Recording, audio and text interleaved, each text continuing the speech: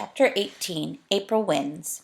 If it was unseasonably warm in Boston, it was actually hot in New York. In their rooms at the Great Tower Hotel overlooking Central Park, the penguins were feeling the heat badly. Mr. Popper took them up to the roof garden to catch whatever cool breeze that might be blowing. The penguins were all charmed by the sparkling lights and the confusion of the city below. The younger penguins began crowding over the edge of the roof and looking down at the great canyons beneath them.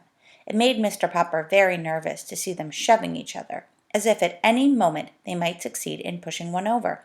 He remembered how the South Pole penguins always did this to find out what danger lay below. The roof was not a safe place for them. Mr. Popper had never forgotten how badly frightened he had been when Captain Cook had been so ill before Greta came. He could not risk the chance of losing one of his penguins now. Where the penguins were concerned, nothing was ever too much trouble for him. He took them downstairs again and bathed them under the cold showers in the bathroom. This kept him busy a large part of the night. With all this lack of sleep, he was quite drowsy the next morning when he had to call the taxis to get to the theater.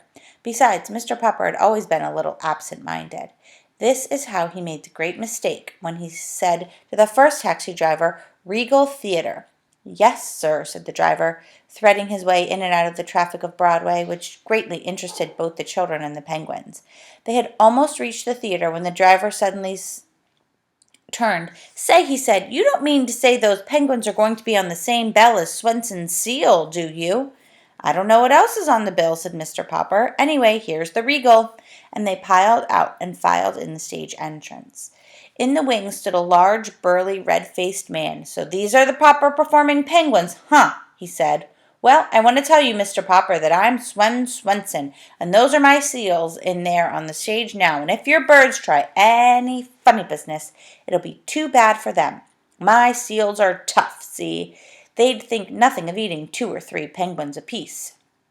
From the stage could be heard the hoarse barks of the seals, who were going through their act. "Papa," said Mrs. Popper, "the penguins are the last act on the bill. You go run back quick and get those taxis, and we'll let the penguins ride around a while until it's time for their number." Mr. Popper hurried out to catch the drivers, but when he returned it was too late. The Popper performing penguins had already discovered the Swenson seals. "Papa, I can't look!" cried the children. There was a sound of dreadful confusion on the stage. The audience was in an uproar, and the curtain was quickly rung down.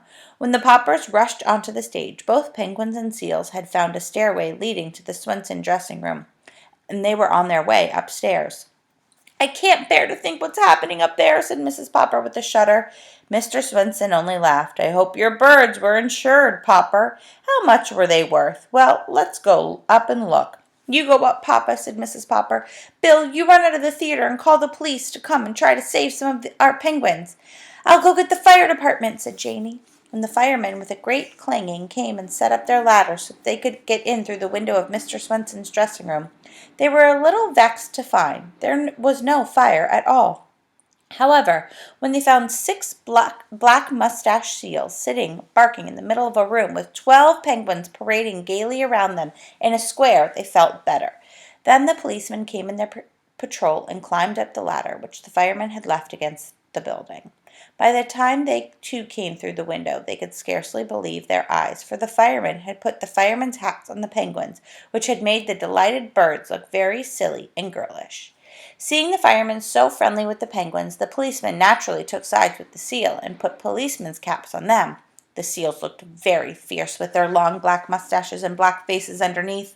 The penguins underneath their firemen helmets were parading in front of the policemen, while the seals in their police caps were barking at the firemen, when Mr. Popper and Mr. Swenson finally opened the door. Mr. Popper sat down. His relief was so great, for a moment he could not speak.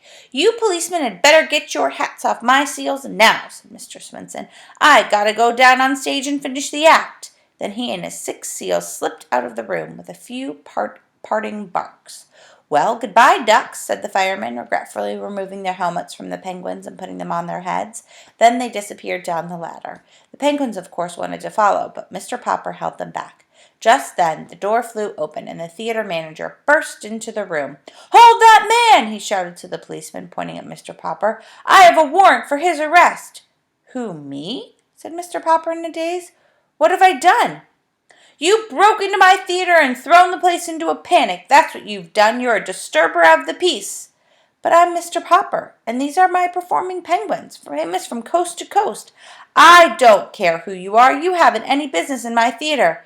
But Mr. Greenbaum is going to pay us $5,000 for a week at the Regal. Mr. Greenbaum's theater is the Royal, not the Regal. You've come to the wrong theater. Anyway, out you go, you and your performing penguins. The patrol is waiting outside. The next chapter we will read is called Chapter 19, Admiral Drake. Do you guys remember who Admiral Drake is? We learned about him at the very, very beginning of the book.